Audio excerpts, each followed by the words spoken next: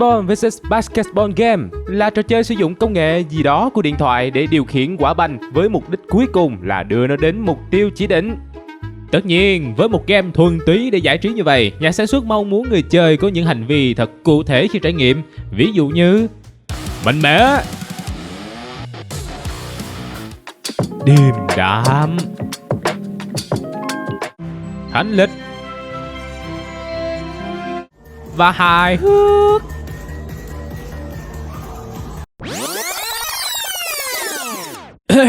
Nhưng với tư cách của một người chơi nhiều kinh nghiệm, tôi sẽ trả lời How about méo? Nếu bạn thích vậy thì cũng ổn thôi, cứ tải game để chơi theo kiểu mình thích, link dưới mô tả và bình luận nha.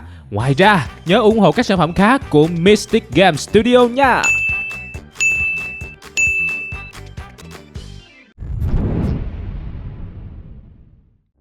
Câu chuyện của game bắt đầu với tóm tắt cuộc đời của bé gái mang tên Fran Bow. Cô bé sinh năm 1934, được bố mẹ đưa về sống trong một ngôi nhà cùng với người dì tên là Grace. Bố mẹ Fran đã mua cho cô bé một chú mèo đen làm bạn và cô bé đặt tên cho nó là Mr. Midnight. Mọi việc trôi êm ả cho đến một buổi tối năm 1944. Fran phát hiện có một cái bóng to lớn ghê rợn ở ngoài cửa sổ. Cùng lúc đó có tiếng thét của mẹ. Cô bé chạy vào phòng thì thấy bố mẹ đã bị ai đó giết và chặt xác ra nhiều phần. Fran vội vã dẫn Mr. Midnight chạy khỏi nhà trốn vào rừng. Sau một lúc chạy, cô bé kiệt sức và bất tỉnh. Mr. Midnight vẫn ở bên cô bé, nhưng khi người ta phát hiện ra và mang cô bé đi thì chú mèo bị bỏ lại trong rừng. Fran tỉnh lại trong bệnh viện tâm thần Oswald và thấy mình đang trong buổi điều trị với bác sĩ Marcel Dean. Hóa ra, những gì vừa xảy ra chính là lời kể của cô bé trong trạng thái bị thôi miên. Bác sĩ Dean tỏ ra thất vọng vì ông cố tìm mọi cách để chữa cho Fran, nhưng đều không có kết quả gì nhiều. Ông kê đơn cho cô bé uống một loại thuốc mới mang tên Duotine. Nhưng sau khi uống xong, cô bé phản ứng dữ dội. Căn phòng biến thành một nơi kinh dị đầy máu và thi thể người chết, khiến cô bé bị sốc, lăn ra bất tỉnh. Vị bác sĩ hoảng hốt sai y tá đưa cô bé về giường bệnh và loại bỏ ngay loại thuốc vừa sử dụng. Trong giấc mơ, Fran vẫn thấy cái bóng kinh dị hôm trước. Lần này nó hiện rõ hơn là một con quái vật trùm áo choàng đen với cái đầu mang mặt nạ hình chiếc sọ dê. Nó đe dọa rằng sẽ làm mọi cách để bắt giữ, đẩy cô bé vào sự điên loạn rồi giết chết cô. Sau đó, Mr. Midnight xuất hiện an ủi Fran và nói rằng loại thuốc mới sẽ giúp cô bé trốn thoát. Chú mèo hẹn gặp cô ở trong rừng sau khi thoát khỏi bệnh viện này. Chương 1. Những ngày tỉnh táo. Fran Bow tỉnh dậy và nhận ra mình đang nằm ở giường bệnh quen thuộc. Canh giữ cô là nữ y tá già Gladys. Vì muốn nhìn ra cửa sổ nên Fran vô tình làm hỏng khung rèm cửa. Y tá Gladys không ngừng cầu nhàu cạnh khóe cô bé, nhưng cũng phải đi xuống tầng dưới tìm đồ để sửa. Nhân cơ hội này, Fran lục lọi bàn làm việc của nữ y tá và lấy được lọ thuốc Duotine cùng một số thứ cần thiết khác. Thứ làm Fran ngạc nhiên là trong ngăn bàn có một khẩu súng được quấn cẩn thận trong tấm khăn để che giấu. Fran tự hỏi nữ y tá thì cần súng để làm gì. Sau khi hỏi một số người bạn đồng trang lứa cũng đang được điều trị tại đây, Fran biết được cách để trốn ra ngoài.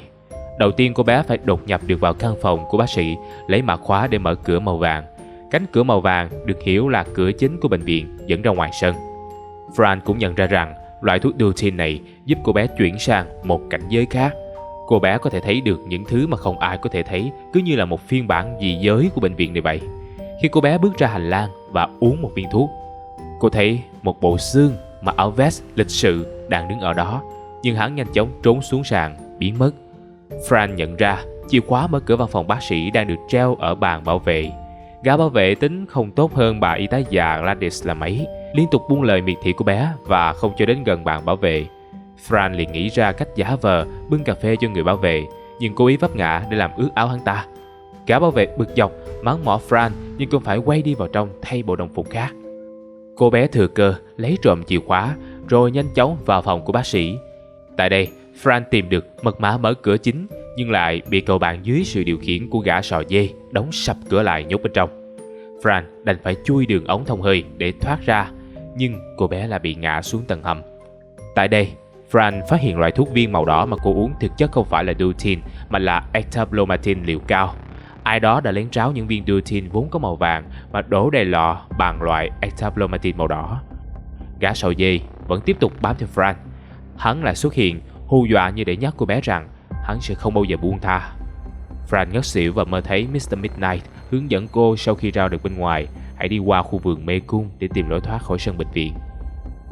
Fran tỉnh dậy và rời khỏi nhà kho để lên khu nhốt bệnh ở tầng hầm. Đây là khu vực dành cho những ca bệnh nặng. Các bệnh nhân nhí ở đây gần như không còn sức sống. Có người còn bị phẫu thuật thùy não, trông có vẻ người ta đang làm thí nghiệm gì đó với các bệnh nhi ở khu vực này. Fran tìm lên được tầng trệt gần với khu vực cửa ra. Cô bé sử dụng thuốc để làm động tác đánh lạc hướng người nữ tiếp tân và dễ dàng mở cánh cửa màu vàng chạy ra sân. Gã sò dê lại nhảy ra tấn công, làm Fran ngất xỉu và định kéo cô bé trở vào bệnh viện. Tuy nhiên lần này hắn bị một con mèo cơ khí đuổi, phải rút lui, bỏ lại Fran nằm ngoài sân. Fran tỉnh lại và theo dấu chú mèo cơ khí đi vào mê cung. Cô bé vượt qua các bóng ma trong mê cung để đi đến đầu bên kia. Tại đây có một ống cống dẫn ra ngoài. Fran liền treo vào đó để trốn thoát.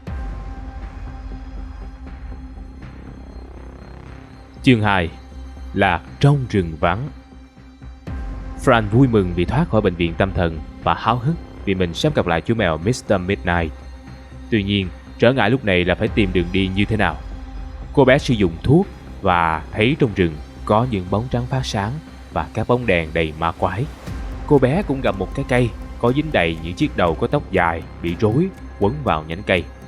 Những chiếc đầu này nhờ cô bé tìm giúp chiếc lược phép của họ bị một con chuột đánh cắp.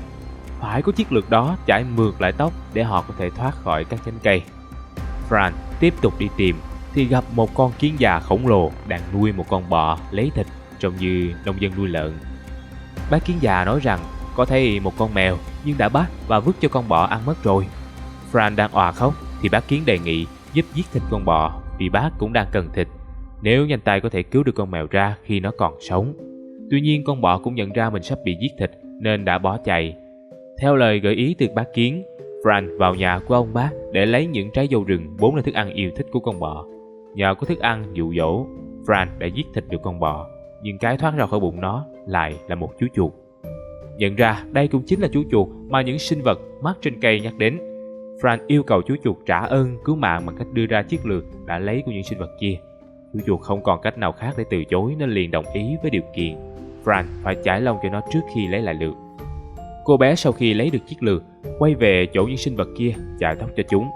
Các sinh vật có lại mái tóc mượt đã tan biến thành hàng trăm con côn trùng nhỏ rời đi để bay tiếp chặng đường của mình. Fran lúc này mới có thể tiếp cận được chiếc chìa khóa treo trên cây vốn bị các sinh vật kia che mất. Fran cũng tìm được một cái giếng cũ bị ai đó bọc lại bằng ván gỗ. Cô bé đã dùng rìu đập ván gỗ ra rồi tự làm một cánh cửa để vào trong giếng. Chiếc chìa khóa vừa có được chính là thứ cuối cùng giúp cô bé chui vào trong giếng nước. Tuy nhiên khi đang theo lối cầu thang đi xuống thì có ai đó đã đẩy cô bé ngã nhào xuống dưới và bất tỉnh. Fran tỉnh lại thấy mình đang ở trong một ngôi nhà sạch sẽ tinh tươm. Qua những tranh ảnh treo trên tường thì có vẻ như căn nhà này thuộc về một cặp chị em sinh đôi, nhưng họ lại dính liền với nhau. Sở thích của họ cũng khá quái đản khi phòng ngủ chứa đầy những đồ chơi và búp bê với hình dạng kỳ dị lạ thường. Khi trèo lên gác mái, Fran vui mừng khi tìm thấy Mr. Midnight đang bị nhốt trong một cái lồng chim lớn bị khóa. Cả hai gặp nhau, mừng mừng túi túi, và giờ đây chú mèo lại có thể trò chuyện với Fran bằng tiếng người. Mr. Midnight nói rằng dường như có ai đó muốn giúp đỡ họ tìm thấy nhau. Fran nhìn thấy chú mèo của mình, gợi ý cách chạy thoát, còn Mr. Midnight cũng thấy điều tương tự. Fran trở xuống nhà để tìm chìa khóa giải thoát cho chú mèo thì gặp hai chị em chủ nhà. Họ thực sự bị dính vào nhau, trông như một người có hai cái đầu. Họ bắt buộc Fran phải làm giúp một nghi thức bùa chú với lời đe dọa sẽ giết Mr. Midnight nếu không nghe theo. Fran đành phải đồng ý giúp hai chị em. Hai chị em này là Clara và Mia. Họ biết về quá khứ và những bi kịch của Fran. Hai chị em cho rằng trước đây họ có cơ thể riêng, nhưng một gã bí ẩn đã xuất hiện và nguyên rủa họ khiến họ dính vào nhau. Phép mà họ nhờ Fran làm là nghi thức xóa bỏ lời nguyền giúp hai chị em tách ra như cũ. Sau khi thoát, họ sẽ làm phép triệu hồi gã kia lên để hỏi tội. Hai chị em cũng khoe chiếc khóa quan trọng nhất của họ mà họ luôn đeo bên mình. Fran nghĩ rằng đó chính là chìa khóa để mở cửa lồng cho Mr. Midnight. Vì nghi thức này có một số nguyên liệu khó tìm nên hai chị em sinh đôi đã rời đi để săn tìm. Trong khi đó, Fran đi xung quanh nhà tìm các nguyên liệu có sẵn. Cô bé nhận ra gã đàn ông xương lại xuất hiện và mở cửa sổ nhà bếp rồi biến mất. Từ cửa sổ đó, cô bé trèo ra ngoài và gặp một con cóc ngồi chờ sẵn trên mép nước. Ngôi nhà này ở trên một cồn đất nhỏ giữa đầm lầy bao la, và con cóc nói rằng hai chị em nhà kia đã làm phép khiến cho không ai có thể rời đi, kể cả nó. Con cóc cảnh báo Fran không nên làm theo bùa phép đó vì trước cô đã có người khác làm, hậu quả là mất mạng. Vì vậy hai chị em nhà kia mới tiếp tục tìm người làm phép là Fran. Muốn sống, cô bé phải sửa phép này cho nó sai đi để phá hoại nghi thức. Fran trở vào nhà, thấy chiếc máy đánh chữ và tiện tay thêm một nguyên liệu khác vào là tóc của người được làm phép. Cô bé cũng nhìn thấy cái xác bị phân thành nhiều mảnh của ai đó nằm ngay gần máy đánh chữ đã bốc mùi kinh khủng. Fran cũng thử uống thuốc và phát hiện điều trái ngược. Khi cô không uống thì ở trong căn nhà, nhưng khi uống thì cô bé lại trở về đáy giếng cũ giữa rừng với những bộ xương người trôi bên dưới. Hai chị em sinh đôi trở về sau khi thu thập đủ nguyên liệu và đưa cho Fran chuẩn bị. Fran giả vờ nói rằng còn thiếu tóc của hai chị em trong công thức. Họ bắt đầu quả quyết là không có nguyên liệu này. Fran liền đưa ra tờ giấy công thức mà họ đưa cho cô bé lúc trước, có ghi rõ phần nguyên liệu cuối cùng, khiến hai chị em phải thừa nhận và đưa ra mẫu tóc. Fran chuẩn bị họa đồ, thắp nến cho nghi lễ và nấu sẵn nồi thuốc theo đúng công thức hướng dẫn. Cô mời hai chị em vào vòng họa đồ, rồi đổ nước thuốc lên họ và bắt đầu đọc thần chú. Tòa nhà rung lắc mạnh. Hai chị em nhận ra công thức đã sai, nhưng Fran kịp đọc hết câu thần chú trước khi họ kịp phản ứng. Phép sai khiến hai chị em bị thiêu ra tro, chỉ còn lại chiếc chìa khóa. Fran nhanh chóng nhặt chìa khóa rồi chạy lên gác mái mở cửa cho Mr. Midnight, nhưng chìa khóa không khớp. Chú mèo liền gợi ý hãy tìm xem trong nhà có lỗ khóa nào khác không. Fran nhanh chóng tìm ra chiếc gương soi lớn trong phòng ngủ có một lỗ khóa. Khi tra chìa vào vặn thì gương vỡ ra để lộ một ngăn tủ phía sau. Bên trong là những tư liệu của hai chị em sinh đôi. Ngoài ảnh chụp hai chị em bị khâu vào nhau và một tấm di ảnh người mẹ có ghi chữ "Mẹ phải chết" là một tờ tuyên thệ. Hai chị em đã viết tờ giấy này để thề rằng họ sẽ bắt Edward, kẻ mà họ cho là gây ra việc dính nhau này, phải trả giá. Mặc dù là hai chị em, nhưng tính tình của họ khắc khẩu nhau. Chính vì vậy, việc dính vào nhau là một trò đùa của số phận đầy độc ác. Trong ngăn tủ cũng có một chiếc chìa khóa nhỏ và một lọ Duotine có viên màu vàng. Phần ngăn bên dưới tủ lộ ra hai bộ xương người với kích thước nhỏ, dường như đó là xương trẻ con. Fran nhanh chóng mang chìa khóa lên trên gác. Lần này, nó đúng là mở được chìa khóa chuồng. Cô bé và chú mèo cùng đoàn tụ vui vẻ. Fran mang Mr. Midnight đến gặp cóc, nhờ chú ta chở họ trở về bờ. Chú cóc nói rằng mình quá nhỏ, không thể chở nổi cả hai. Fran liền nảy ra sáng kiến. Cô bé dùng bột nở tìm được trong bếp đưa cho chú cóc ăn. Cóc ta ăn xong thì phình to ra như một con thuyền. Lúc này nó đã đủ sức chở tất cả về bờ. Từ giả cóc, Fran và Mr. Midnight tiếp tục đi xuyên rừng tìm đường về nhà dì Grace. Đó là nơi duy nhất họ có thể nương nhờ. Cả hai đến một chiếc cầu được quấn bằng rễ cây vắt ngang một đáy vực sâu. Fran hơi sợ độ cao nên ngần ngại, nhưng nhờ sự khích lệ của Mr. Midnight, cô bé lo dò từng bước để qua cầu.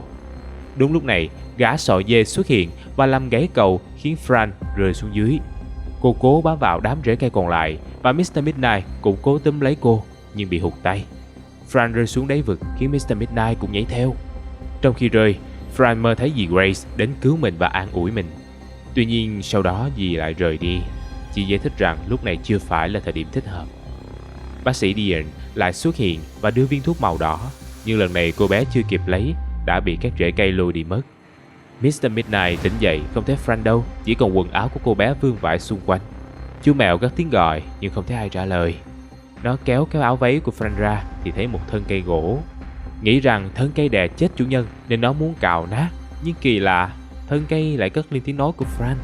Fran nhận ra mình đã bị biến thành một cái cây. Lúc này, trên trời xuất hiện một chiếc thuyền bay chở hai sinh vật mang hình cái cây và củ cà rốt.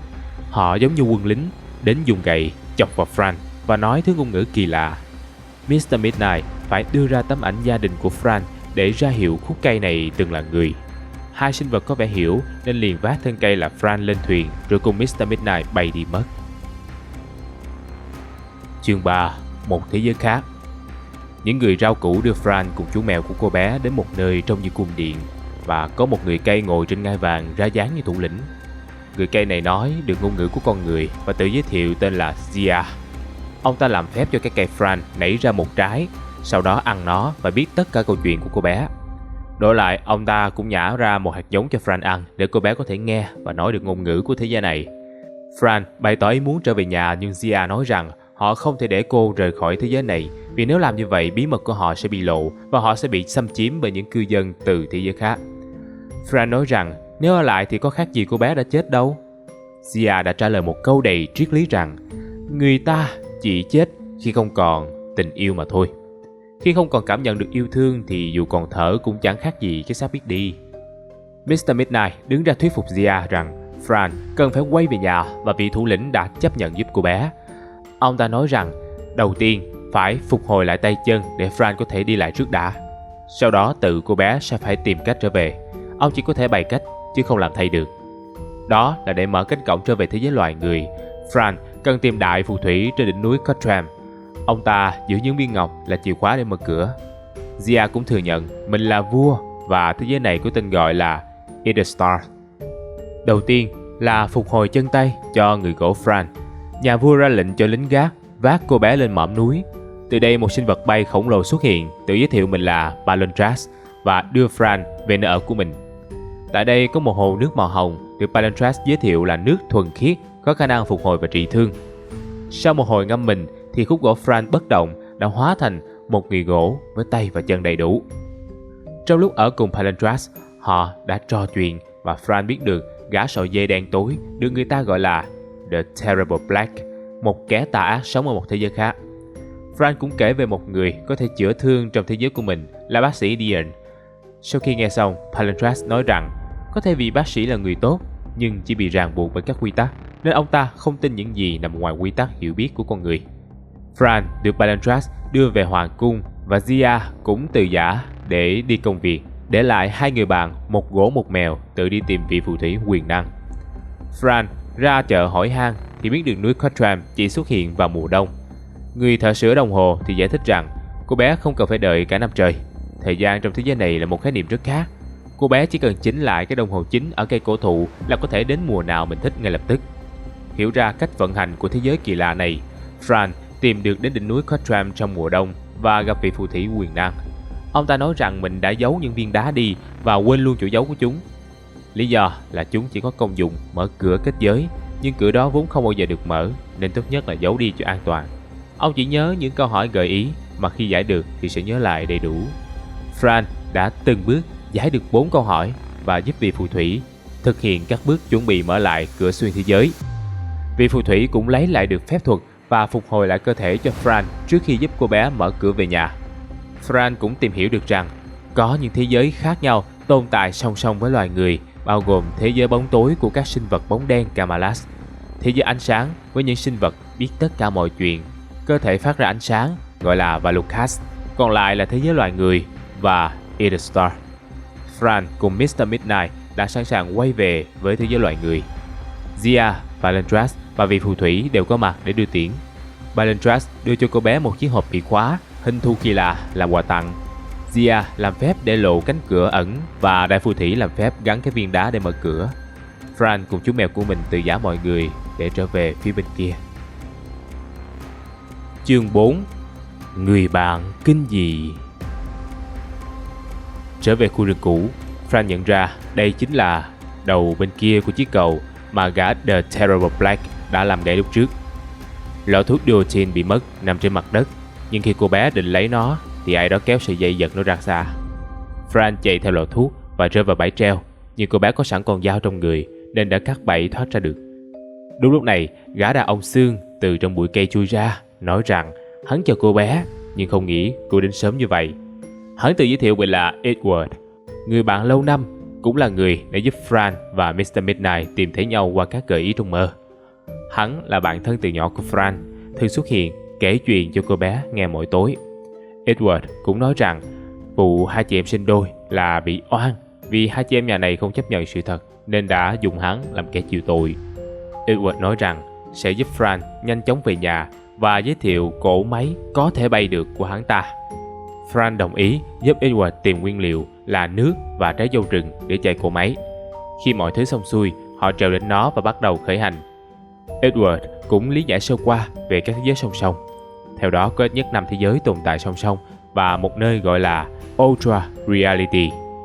Ultra Reality theo Edward có nghĩa là nơi tất cả thế giới song song cùng tồn tại và có những thứ mà người bình thường không thể thấy. Edward nhờ Fran đuổi hộ chú thỏ bông mà anh ta sợ ra khỏi nhà kho của cỗ máy.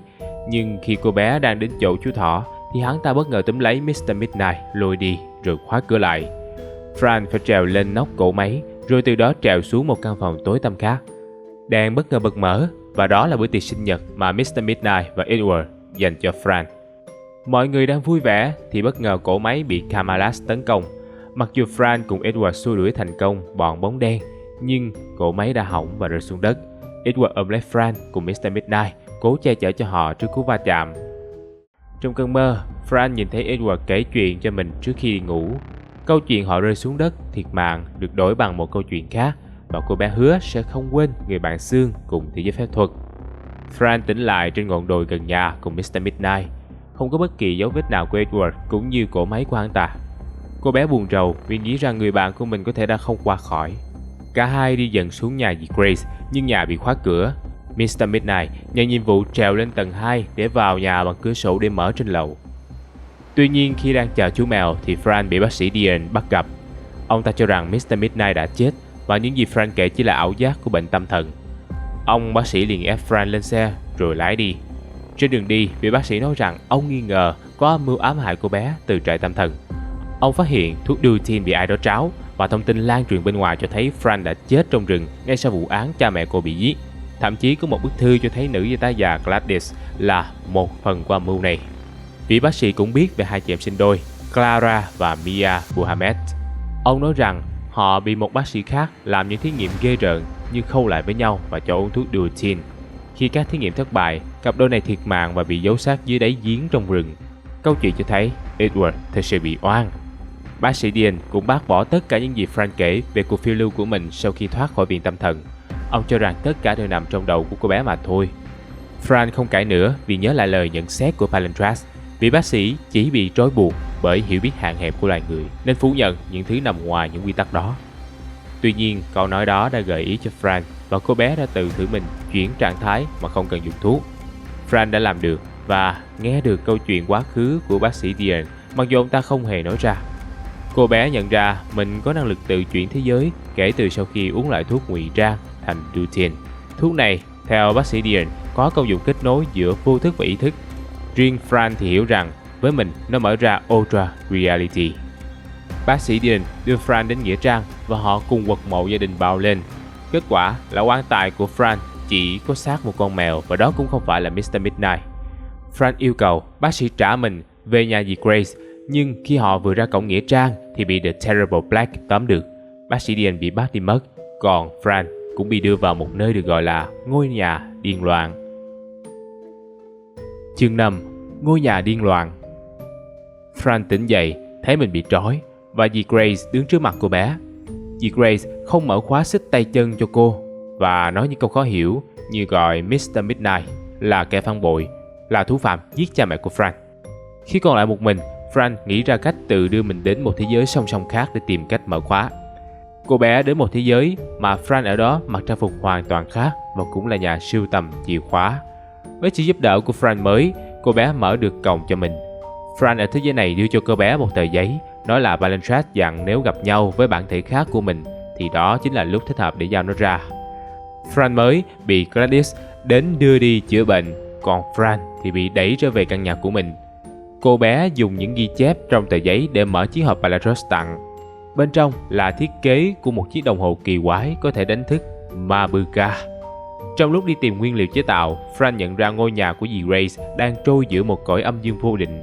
Các căn phòng bị tách ra thành những không gian khác nhau. Fran cũng tìm hiểu được rằng Mabuka là nữ hoàng của cõi thứ 5, cõi của bóng tối. Bà ta là mẹ của Rimor, The Terrible Black, đồng thời cũng là Prince of Darkness, hoàng tử bóng tối. Mr. Midnight đã bị Rimor bắt giữ và nhốt đâu đó trong tòa nhà. Fran mang chiếc đồng hồ đến đánh thức nữ hoàng Mabuka và được bà ta mở cửa đi vào trái tim để tìm ra sự thật cuối cùng. Fran tìm được Rimor, và hỏi hắn tại sao lại gây ra thảm kịch và giết cha mẹ cô. Remore cười nhạt và cho Fran thấy rằng chính cô mới là thủ phạm của vụ án đó. Cô bé tiếp tục bước chân vào căn phòng khác và tìm ra Mr. Midnight cùng bác sĩ Dean bị cầm tù. Lúc này, một ông già ngồi xe lăn được dì Grace đẩy đến. Ông ta tự giới thiệu mình là bác sĩ Oswald, chủ của bệnh viện tâm thần Oswald, nơi Fran điều trị và cũng là nơi bác sĩ Dean làm việc. Sự thật cuối cùng cũng được phơi bày, đó là lão già Oswald có tham vọng muốn đi vào các thế giới nên cất công tìm kiếm cách tạo ra Fran, một đứa trẻ hoàn hảo mang trong mình chìa khóa của các thế giới. Nói cách khác, Fran chính là người giữ cổng các thế giới. Tuy nhiên, khi định mang cô bé ra để làm thí nghiệm để cướp lấy chìa khóa, mở các cõi giới, thì cha mẹ Fran quyết định làm phản để bảo vệ con. Oswald đã cùng Remore điều khiển Fran ra tay giết chết cha mẹ mình. Oswald nói rằng đây là lúc thích hợp để mổ lấy não của Fran làm thí nghiệm. Dì Grace thì cho rằng Mr. Midnight cũng giúp Fran chạy trốn nên cũng là kẻ phản đồ. Bà ta vứt cái lồng nhốt con mèo xuống vực. Fran nổi điên lao vào bóp cổ dì Grace, khiến lão Oswald phải nổ súng bắn chết cô bé để cứu phụ tá của mình. Edward bất ngờ xông vào đẩy cả lão Oswald lẫn dì Grace xuống vực. Barendras cũng xuất hiện và cứu được Mr. Midnight trở lên. Nhờ vào năng lực chữa thương của mình, Barendras hồi sinh Fran. Họ quyết định trả bác sĩ Dean về thế giới con người và xóa ký ức để ông ta không nhớ gì về biến cố này nữa. Câu chuyện cuối cùng cũng đã sáng tỏ. Fran không còn vướng bận gì với thế giới loài người nữa nên quyết định cùng các bạn mình đi khắp các thế giới để thỏa trí tò mò, thích học hỏi của mình. Là một người mang chìa khóa mở các thế giới, Fran có thể đến bất kỳ đâu và biết thêm những thứ mà trước giờ không thể biết được. Vừa rồi chúng ta đã cùng nhau trải qua chiếc phiêu lưu ly kỳ của bé Fran trong tựa game Friendbound. Các bạn nghĩ sao về cô bé này? Có chi tiết nào mà các bạn muốn Mọt làm rõ hơn không? Hãy để lại bình luận nha! Sẽ còn rất nhiều video thú vị khác được lên sóng vào khung giờ 12 giờ trưa thứ 3, 5, 7 Chủ nhật hàng tuần trên kênh Mọt Game. Hy vọng các anh em tiếp tục ủng hộ nhà Mọt nha! Chân thành cảm ơn mọi người! Game đang cảm nghiệm